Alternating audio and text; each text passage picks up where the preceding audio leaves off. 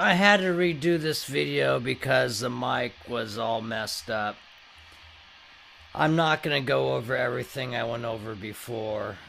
You'll have to put your headphones on. Basically, I wanted you to hear the PV6505 Piranha.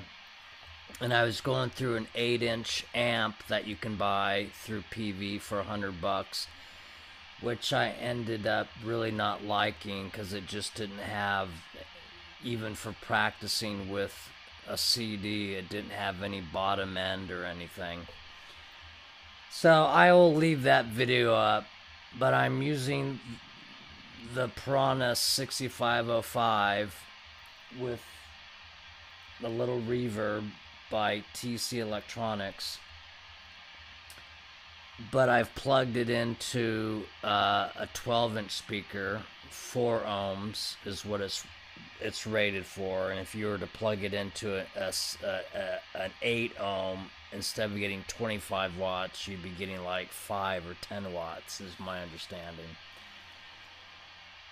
So I'll play the same little AC/DC riff that I did, but it's going to sound better because of not only the mic is set up correctly, I'm now using the same amp, same setup, but not an 8-inch speaker, a 12-inch, plus the mic is set correctly that you'll hear it. So I'm just going to do that. And the other video, you'll have to put on your headphones because I cranked it up and it was hard to hear. I had to put headphones on. My mistake. The headphone or the microphone had a crack in the jack, because it's, the electronics that go through computers and stuff, and it doesn't take much to break them, and it was broken. So anyway, let's just hear what it sounds like.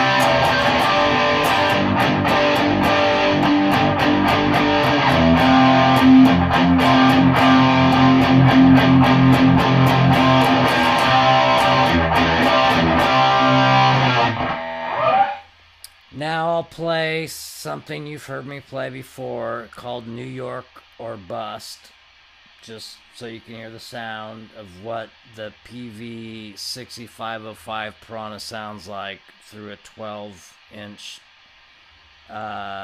speaker. And you can definitely have a band in your garage with a drummer, bass, singer, and all that. No problem. Absolutely no problem. But you need a 4 ohm 12-inch speaker or two 12s.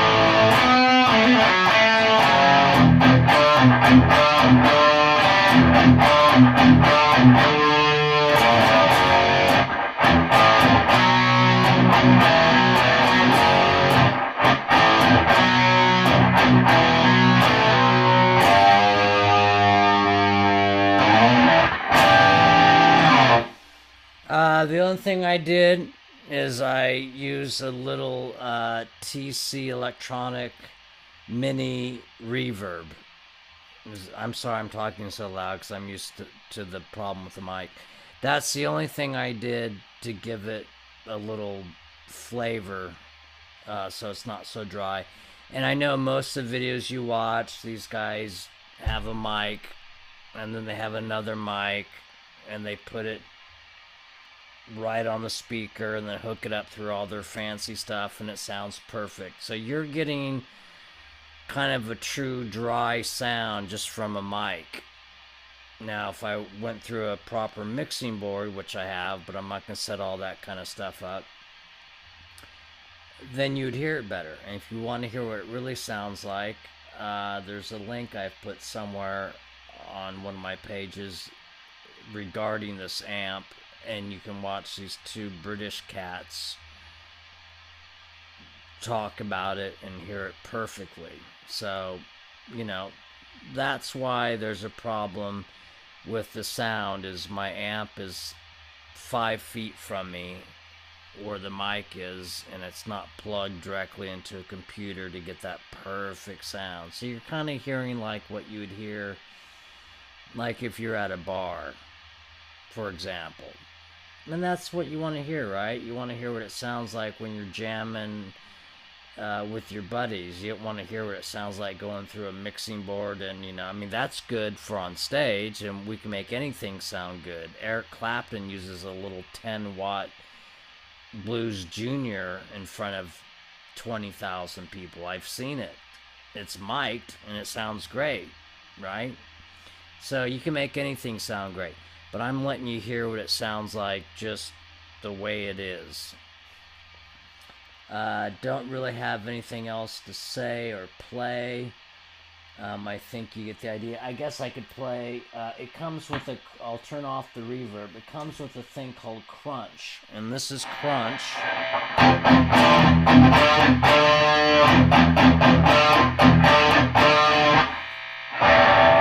And then turn crunch off. This is what that would sound like.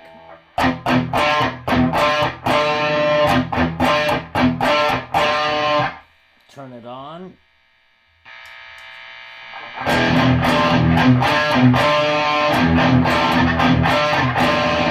They call it crunch, but what it would really equate to is going from 8 on the distortion level to 10. It gives it a, let's say it's 25 watts, I think. So without the crunch, it's probably 20 watt. You get a boost of 5 watts plus a little more distortion is basically what it is. And of course you get more hissing. Hear the difference. Here's crunch on. And you can hear the difference crunch off. Now when you're rocking out, you're not going to hear that. You're not going to hear it once you start playing.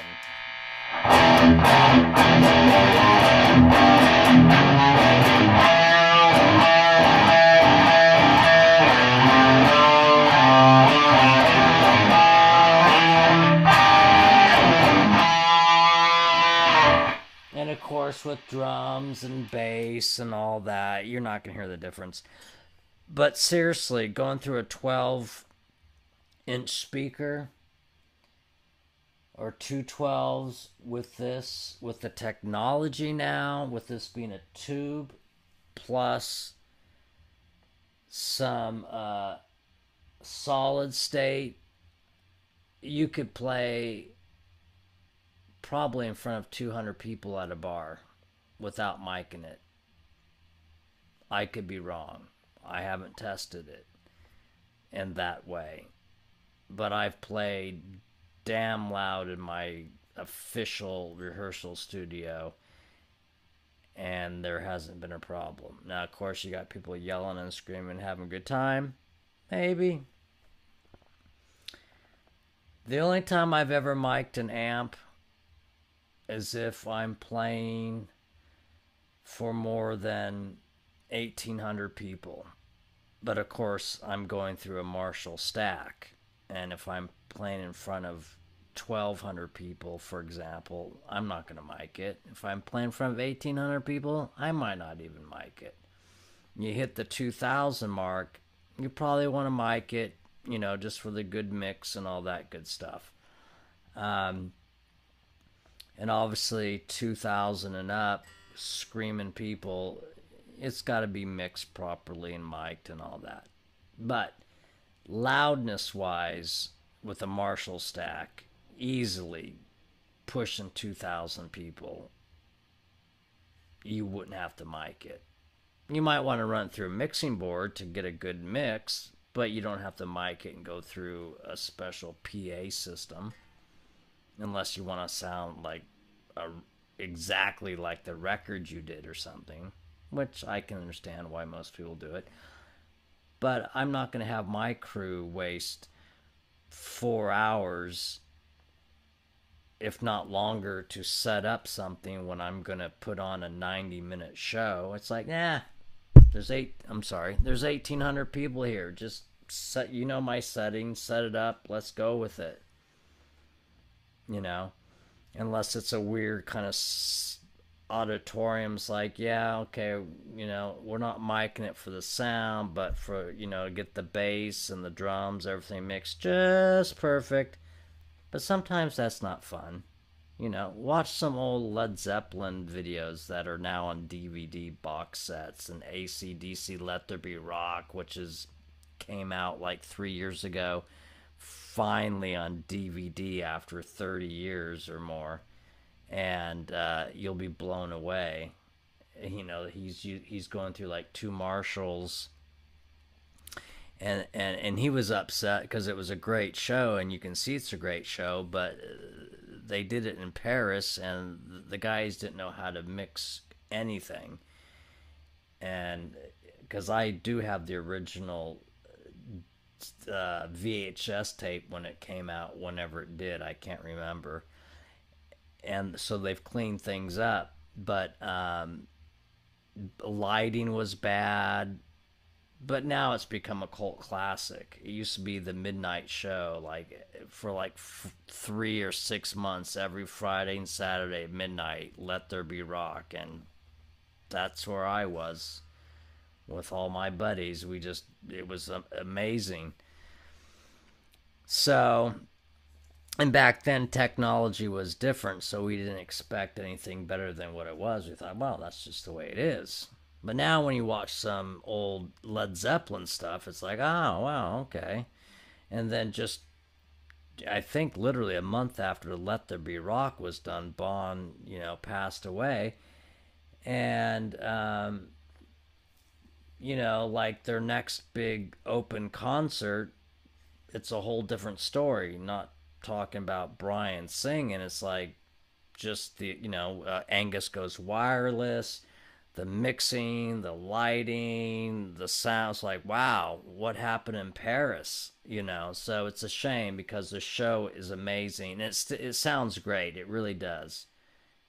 But it could have been 80% better, you know, because just a year later, you know, I mean, inexperienced soundman, obviously. I recommend buying it. It's probably $20. Let There Be Rock on DVD. And if you like AC/DC, this will blow your mind if you haven't seen it. And I've heard of people said, well, yeah, I've heard of it, but it's like, yeah, well, go get it. It's been out for, you know, for 30 years, but 5 years ago, they put it on DVD, and they cleaned up a few things. And, man, if that doesn't get you to be a rock star, I don't know what will. Angus was probably, I can't remember now. I figured it out at the time. I think he was like 23. Yeah, he was like 23 years old probably when that came out. Young kid. Now he's 61 or 2. And I saw a picture of him. Oh, out of time. Sorry. Take care.